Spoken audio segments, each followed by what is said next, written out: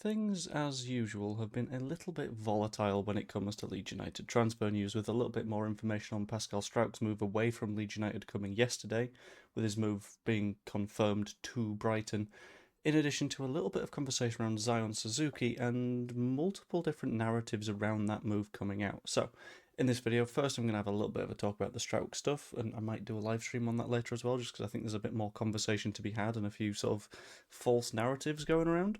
But in addition to that, a little bit of a deep dive into Zion Suzuki. What I'm hearing from various people that are linked with things over in Italy and the general sort of narrative and what that sort of means for our move for a new goalkeeper who is very, very, very good, because Zion Suzuki just is. But before all that, just pop a like on the video and subscribe, would you?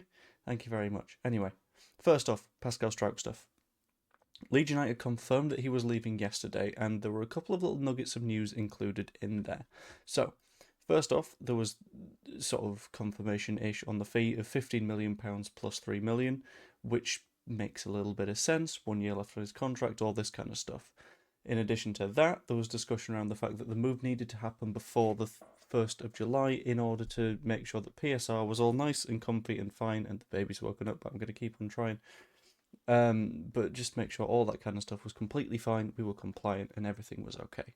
First of all, I'm glad the 49ers are continuing to follow these rules, because we've seen that they can bite teams quite hard in the form of Leicester City, who are now in League One.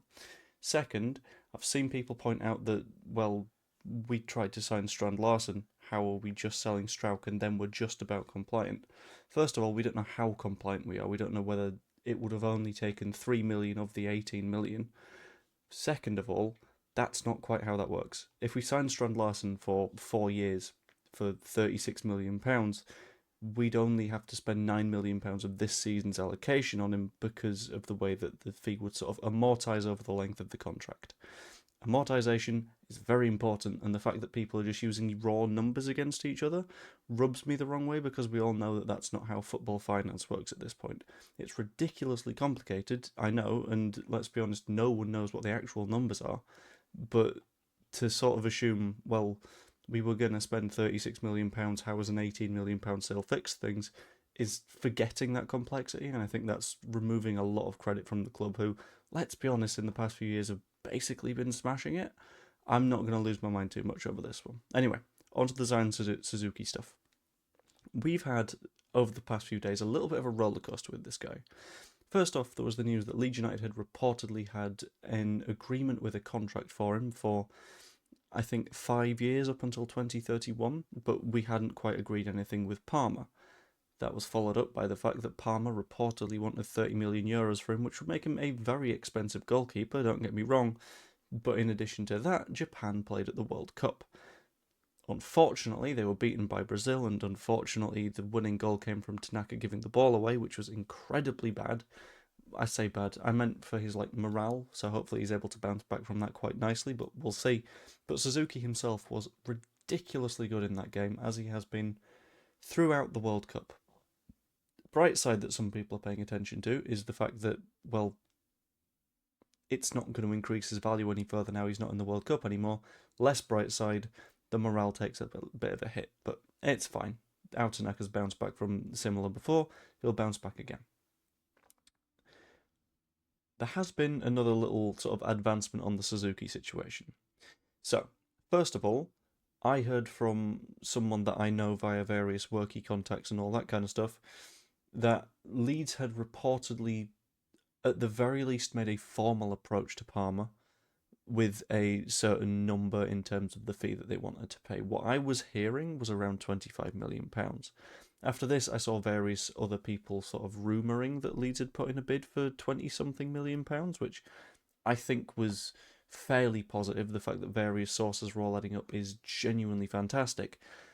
But at the same time, there have been several people saying that, well, Leeds United aren't, in fact, actively approaching Suzuki. We may be sort of interested in signing Suzuki, but we've not made that move. This is one of those incredibly complicated bits. So, Gianluca Di Marzio, as an example, has been saying that Leeds are very much actively looking at Zion Suzuki, which is good. Di Marzio is a very reliable source, especially when it comes to Italian football because that's sort of his speciality. But then things are bouncing around on, have we made the move? Have we not made the move? I've seen a couple of people, including Joe Tiff, and a lot of people have question marks around Joe Tiff reliability. The baby's properly woken up now.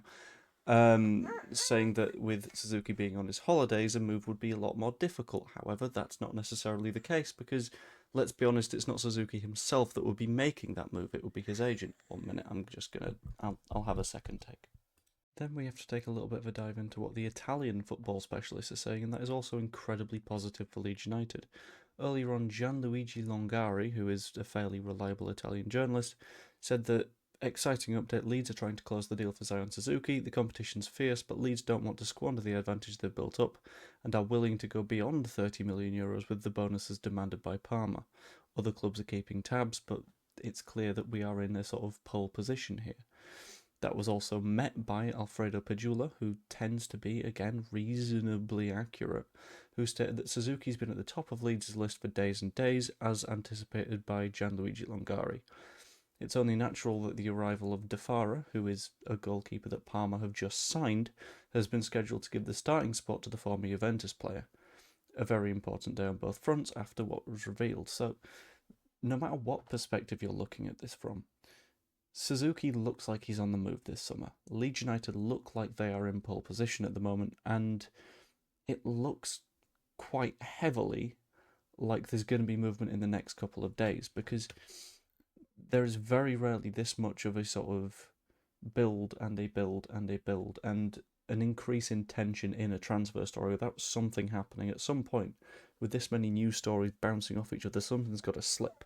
Whether that is a move to Leeds, whether that's a move elsewhere, I don't know yet. I'm tempted to say it's probably a move to Leeds United because of the amount of sort of information floating around this guy. And whilst Aston Villa are also reportedly interested, we seem to be more interested and more active in making that move.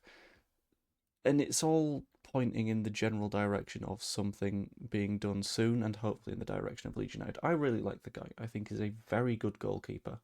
I think he's already got links with a player at Leeds United in the form of Autanaka, so hopefully that would be another thing that will point him in our direction. And ultimately, she's woken up again. Ultimately, I think for a genuine top-class goalkeeper, €30 million is not too much to pay. Hopefully this one works out better than Lucas Perry did, because Perry didn't seem to get the love of the crowd early. But yeah, it's hard moving to a new club. It's hard moving to a new country. But hopefully Suzuki's able to do it better when we sign him. I'm going to say when, because if is less fun. But we'll see how that one goes. Anyway, that's all the information that I have at the moment. I will continue to give updates depending on when I learn things and if I believe that the things that I learn are accurate. Hope you enjoyed the video. If you did, pop a like on it, subscribe if you haven't yet, become a channel member as well, you get videos like this one early. Hope you all enjoyed, and I will see you later. Toodaloo. And now, I have to do a thumbnail with a baby staring at me. See you later.